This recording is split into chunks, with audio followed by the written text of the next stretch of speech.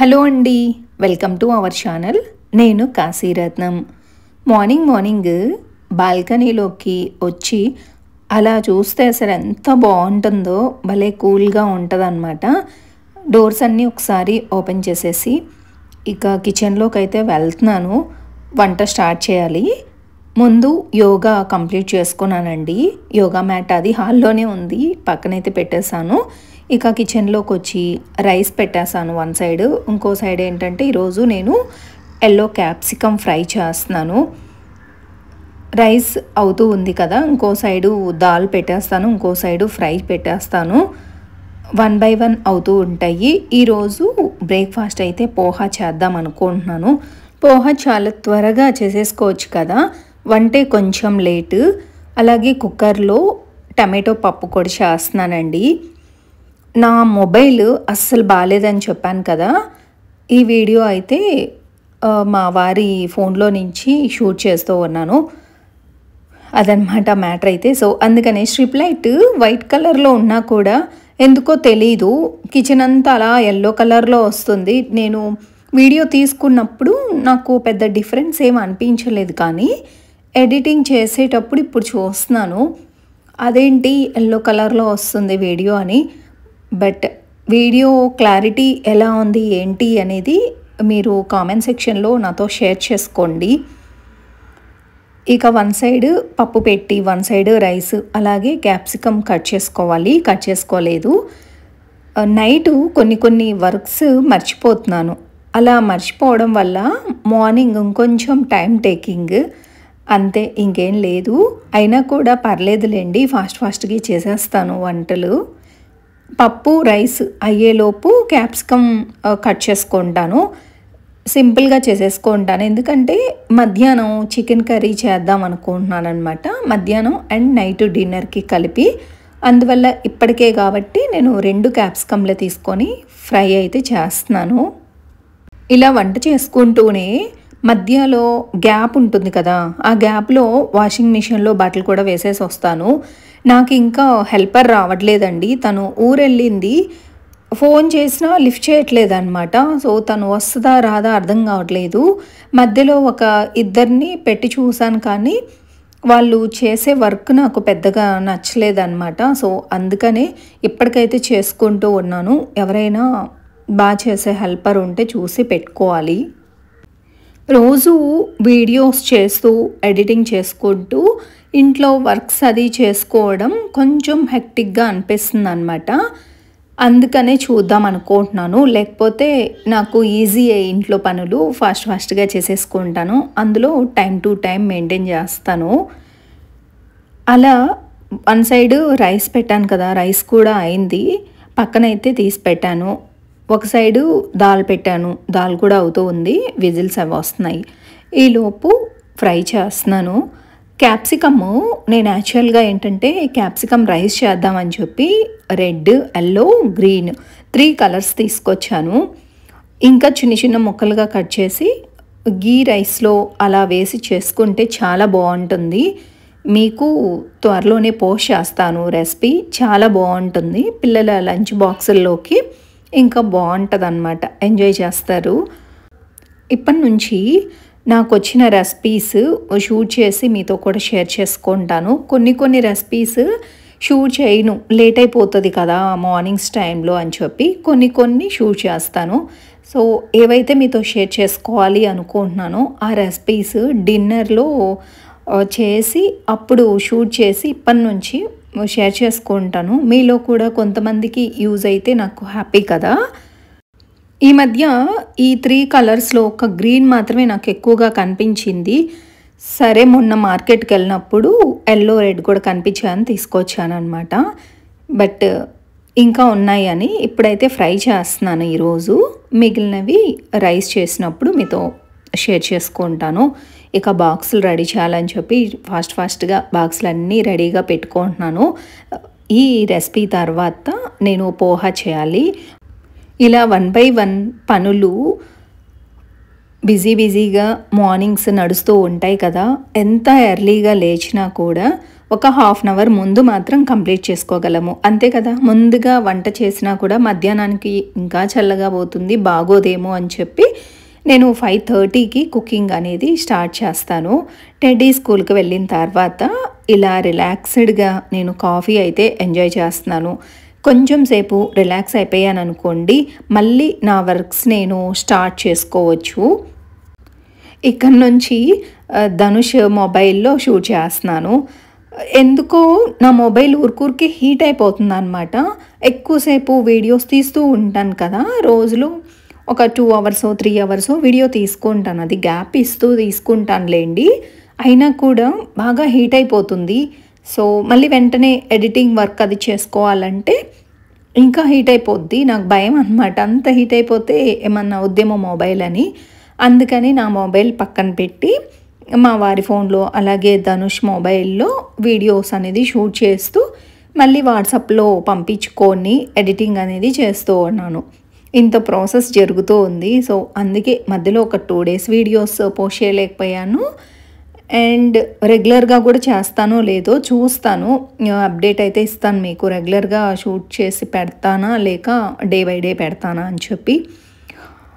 అది ఇక cleaning work అయితే మస్ట్ అండ్ షూట్ కదా.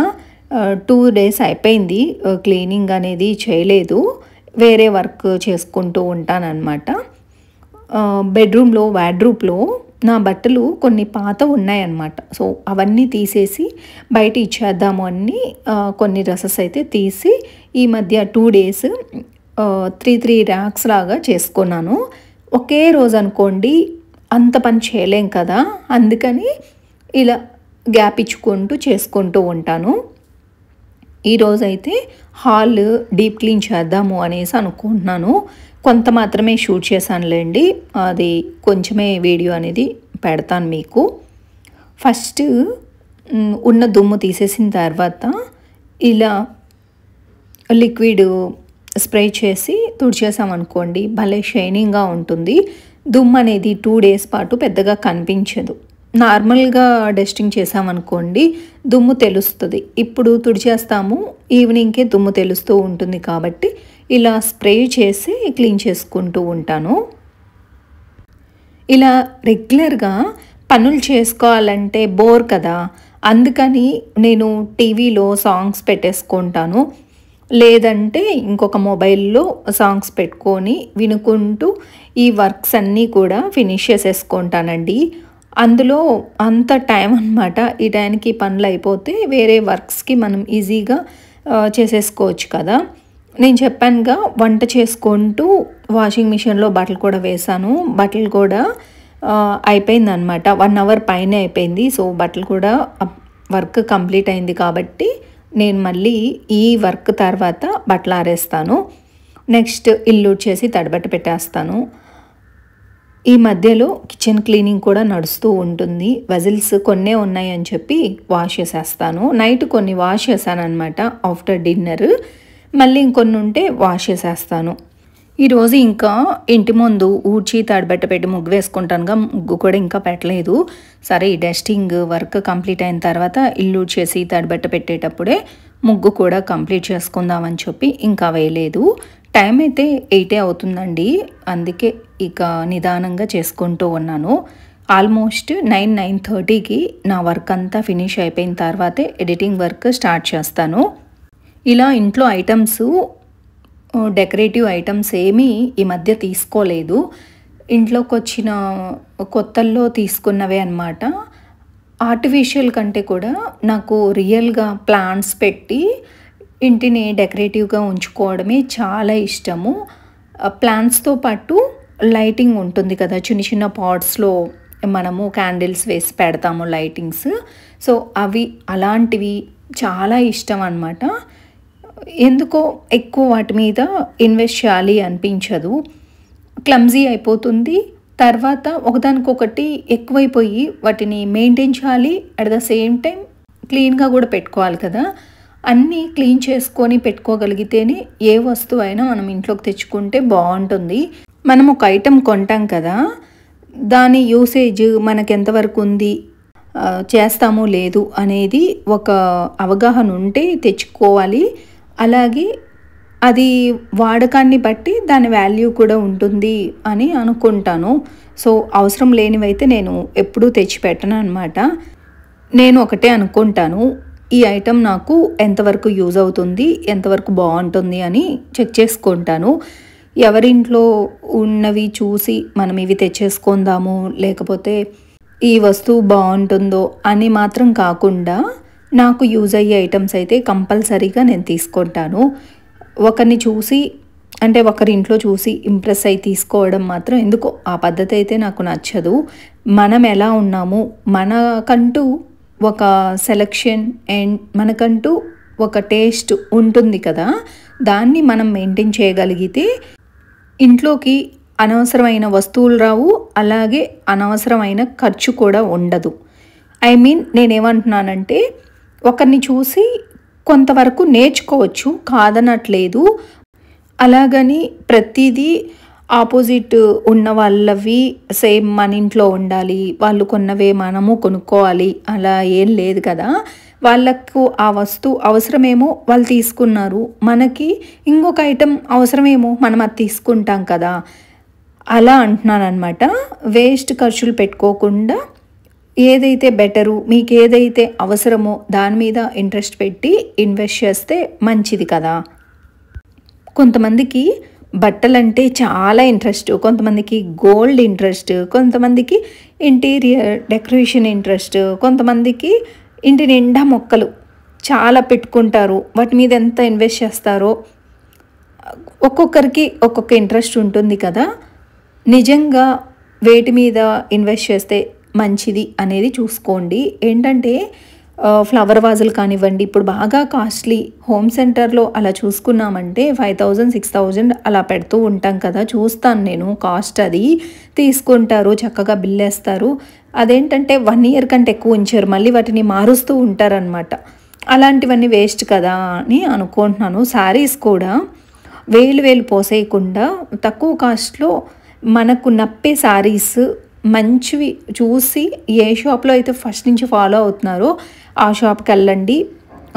ఏవంటే అవి చూసేసి ఈ షాప్ బాగుందంటే ఆ షాప్కి వెళ్ళిపోవడం, ఇంకో షాప్ బాగుందంటే ఇంకో దానికి వెళ్ళిపోవడం చేయకుండా మీకు తెలుస్తుంది కదా మీకు నచ్చిన శారీస్ ఎక్కడ ఉంటాయి, ఏ షాప్లో ఉంటాయి అని దాని మీద స్టాండ్ అయ్యి ఉండండి.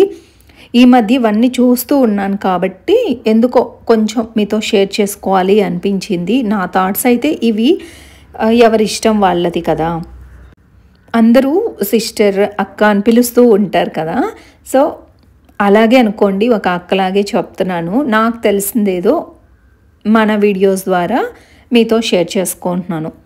ఇదన్నమాట మ్యాటర్. అయితే ఇక డోర్ కూడా ఒకసారి క్లీన్ చేసేసాను అనుకోండి. ఈరోజు ఈ డోర్ క్లీన్ చేద్దామని పెట్టుకున్నాను అనమాట. దుమ్మది ఎక్కువగా ఉంటుంది కదా, యాక్చువల్గా మంత్లీ వన్స్ క్లీన్ చేస్తాను ఈ డోర్ని, బట్ చాలా డేస్ అయిందని క్లీన్ చేశాను. సత్యనారాయణ స్వామి వ్రతం కంటే ముందు క్లీన్ చేశానండి, ఇప్పుడు క్లీన్ చేసుకున్నాను. ఇక డే అంతా వీడియో షూట్ చేయలేదు. నైట్ చెప్పాను కదా చికెన్ చేస్తాను మధ్యాహ్నంకి అండ్ నైట్కి కలిపి అని. సో ఇప్పుడు డిన్నర్ ప్లానింగ్ ఏం లేదు, రెడీగా ఉంది. అందుకని చెప్పి ఈరోజు నేను బాదం మిల్క్ క్యారెట్తో చేస్తున్నాను. ఈ రెసిపీ నేను మీతో షేర్ చేసుకుంటాను.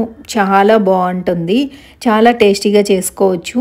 బట్ బాదం మాత్రం ఒక 4 hours ముందు నానబెట్టుకోవాలండి. దాంతోపాటు బాదం అండ్ జీడిపప్పు 2 నానబెట్టాను. అలాగే ఒక క్యారెట్ అయితే సరిపోతుంది. క్యారెట్ని పీల్ చేసి చిన్న చిన్న ముక్కలుగా కట్ చేసుకొని కుక్కర్లో పెట్టి ఉడికించుకున్నా పర్వాలేదు, లేదంటే నార్మల్గా ఉడికించుకున్నా పర్వాలేదన్నమాట. బట్ నేను ఒకటే క్యారెట్, అందులో 1 liter మిల్క్తో చేస్తున్నాను, తక్కువ క్వాంటిటీ. సో అందుకని విడిగా ఉడకబెట్టేస్తున్నాను అనమాట. కొంచెం ఎర్లీగా బాదం పాలు చేసేసి అవి రూమ్ టెంపరేచర్కి వచ్చిన తర్వాత డీప్ ఫ్రిడ్జ్లో ఒక 1 hour అలా ఉంచుకుంటే అప్పటికప్పుడు సర్వ్ చేసుకొని తాగొచ్చు, చాలా బాగుంటుంది.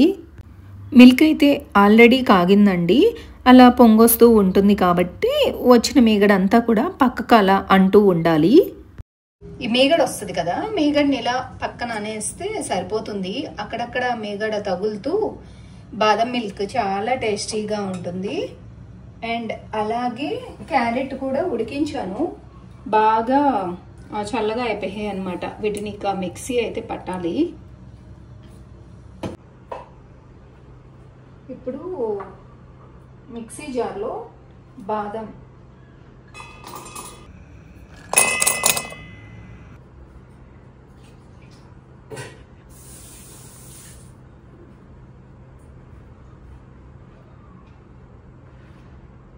ముందైతే బాదం కొంచెం పేస్ట్ పట్టుకున్న తర్వాత క్యారెట్ని కూడా యాడ్ చేసుకోవాలి. మిల్క్ ఆల్రెడీ కాగాయి కదా, అవి కాగుతూ ఉంటాయి. కచ్చా పచ్చాగా పట్టుకున్నాం కాబట్టి నెక్స్ట్ ఉడకబెట్టిన క్యారెట్ కూడా కంప్లీట్ పేస్ట్ లాగా పట్టుకోవాల్సిన అవసరం. ఇవన్నీ రెడీగా ఉన్నాయి అనుకోండి, కరెక్ట్గా హాఫ్ అన్ అవర్లో మనం బాదం మిల్క్ రెడీ చేసుకోవచ్చు. ఇదిగోండి, మిల్క్ కాస్తూ ఉన్నాం కదా, మేగడ వచ్చిన మేగడంతా ఇలా పక్కకు అనేస్తూ ఉండాలి.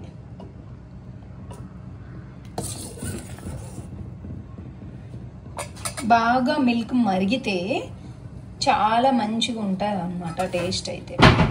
మిల్క్ కాచేటప్పుడు కొంచెం హై ఫ్లేమ్ పెట్టి మళ్ళీ లో ఫ్లేమ్ పెట్టుకుంటూ అలా కాస్తే గనక మిల్క్లో ఉన్న బ్యాక్టీరియా చనిపోద్ది.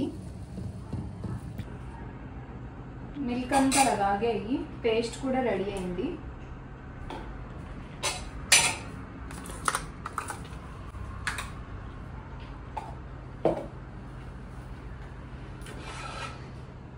ఇప్పుడు ఈజీగా ముక్కలు అయిపోతాయి, చిన్న చిన్న ముక్కలుగా కట్ చేయాలి.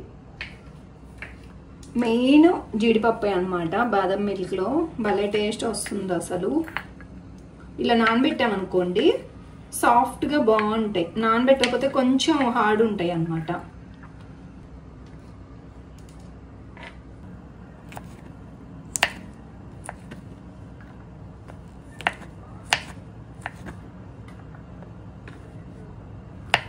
ఇలా వచ్చిన మిగడంతా కూడా పక్కకు అంటూ ఉండాలి. ఇప్పుడు కట్ చేసి పెట్టుకున్న జీడిపప్పు అలాగే కొన్ని బాదం పప్పులు కూడా కట్ చేసి వేసుకున్నానండి. పేస్ట్ అంతా వేసేసుకున్నాను కదా, అలాగే మిక్సీ జార్లో కొంచెం ఉంటుంది కాబట్టి మిల్క్ యాడ్ చేసుకోవాలి.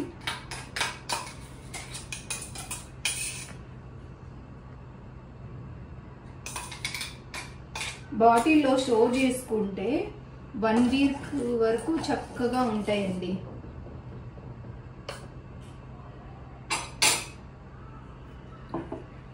వాటర్ యాడ్ చేస్తాను.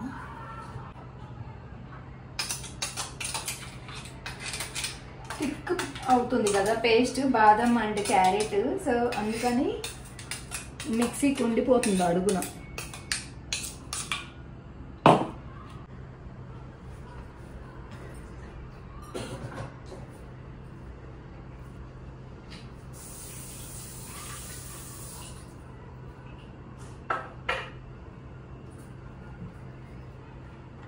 కొంచెము నేను పసుపు యాడ్ చేస్తానండి, బాగుంటుంది పసుపు కలర్ఫుల్గా.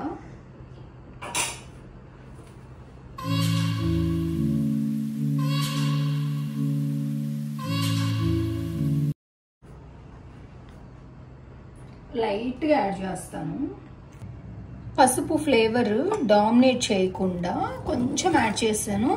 అలా లైట్గా యాడ్ చేయడం వల్ల కలర్ఫుల్గా ఉంటుంది అండ్ అలాగే మనకు ఆ ఫ్లేవర్ కూడా తగలదు. ఇదిగోండి, ఇలైచి ఒక 2 యాడ్ చేసుకున్నాను ఫ్లేవర్ కోసం. అలాగే షుగర్, ఇక్కడ ఒక 5 or 6 టేబుల్స్ అయితే సరిపోతుంది. ఎందుకంటే టేబుల్ స్పూన్ షుగర్ అయితే సరిపోతుందండి. ఎందుకంటే 1 లీటర్ మిల్క్ తీసుకున్నాను కదా, కరెక్ట్గా 5 గ్లాసెస్కి లేదా 6 గ్లాసెస్కి, పెద్ద గ్లాసెస్కి అయితే 6 గ్లాసెస్కి వస్తుంది. సో అందుకని ఒక్కొక్క గ్లాస్కి 1 టేబుల్ స్పూన్ అయితే ఎనఫ్. సో 5 కానీ 6 కానీ టేబుల్ స్పూన్ షుగర్ అయితే యాడ్ చేసుకోండి. మీకు ఒక టిప్ చెప్తాను, షుగర్ పేషెంట్స్ కానీ లేకపోతే చాలా మంది ఇప్పుడు హెల్త్ కాన్షియస్ అయిపోయి షుగర్స్ కంప్లీట్గా మానేస్తున్నారు కదా, వాళ్ళ కోసం నేను ఒక టిప్ చెప్తాను. హ్యాపీగా హెల్తీగా ఇంట్లోనే రెసిపీస్ చేసుకుంటూ మనకు ఎటువంటి డిజీజ్ రాకుండా కాపాడుకోవచ్చు. టిప్ చెప్తాను మీకు. ఇంకంతేనండి. ఒక 2 మినిట్స్ ఉన్న తర్వాత మనము స్టవ్ అనేది ఆపేసుకోవచ్చు. మన బాదం మిల్క్ రెడీ అయిపోయినట్టే. మనం వేసిన జీడిపప్పు తగులుతూ, అలాగే బాదం ఆల్రెడీ మిక్సీ పట్టి వేసుకున్నాం కాబట్టి మంచి ఫ్లేవర్ ఉంటుంది, అలాగే చాలా టేస్ట్ ఉంటుంది. పిల్లలకి చాలా మంచిది. అలాగే షుగర్ పేషెంట్స్ కూడా చక్కగా ఈ బాదం మిల్క్ని ఎంజాయ్ చేయాలంటే ఇది చెప్తాను అన్నాను కదా. యాక్చువల్లీ బాదం వచ్చేసి మనం 4 అవర్స్ పాటు నానబెట్టుకోవాలి. అప్పుడే మనము డేట్స్ దొరుకుతాయి కదా. ఈ డేట్స్ ఏంటంటే వీటిల్లో ఉన్న సీడ్ తీసేసి బాదం ఒక 10-12 వరకు తీసుకోండి డేట్స్ని. బాదంతో పాటు నానబెట్టేసి బాదం మిక్స్ చేసినప్పుడే ఇది కూడా మిక్స్ చేశారనుకోండి విత్ క్యారెట్ కలిపి, స్వీట్ కరెక్ట్గా సరిపోతుంది. షుగర్ వేయాల్సిన అవసరం లేదు. అలాగే బ్రౌన్ షుగర్ వేస్తే ఒక్కోసారి ఏంటంటే మిల్క్ ఇరిగిపోతాయి. సో అందుకని ఈరోజు షుగర్తో చేస్తున్నాను అనమాట. ఈ టిప్ ఫాలో అవ్వండి, బాగుంటుంది బాదం మిల్క్ అయితే. అండ్ అలాగే మన బాదం మిల్క్ కూడా రెడీ అయిపోయింది. ఆల్మోస్ట్ ఏంటంటే నేను పచ్చివేమి యూజ్ చేయలేదు. బాదం నానింది కదా, బాగుంటుంది ఫ్లేవరు. మరీ ఉడకాల్సిన అవసరం లేదు బాదం. అలాగే క్యారెట్ కూడా ఉడికించి తీసుకున్నాను. మిల్క్ ఆల్రెడీ కాచాను అనమాట. ముందు కాచిన తర్వాత మళ్ళీ ఆన్ చేసి దగ్గర ఒక 15 మినిట్స్ పాటు బాగా బాయిల్ అవుతూ ఉన్నాయి మిల్క్. సో సరిపోతుంది. ఇక ఒక హాఫ్ అన్ అవర్ 1 అవర్ పాటు చల్లారిన తర్వాత ఫ్రిడ్జ్లో పెట్టేసుకొని సర్వ్ చేసుకోవడమే.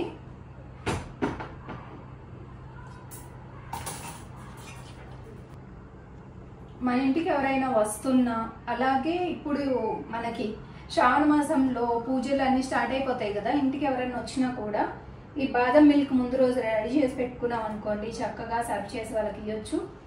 చాలా ఎంజాయ్ చేస్తారు కూడా.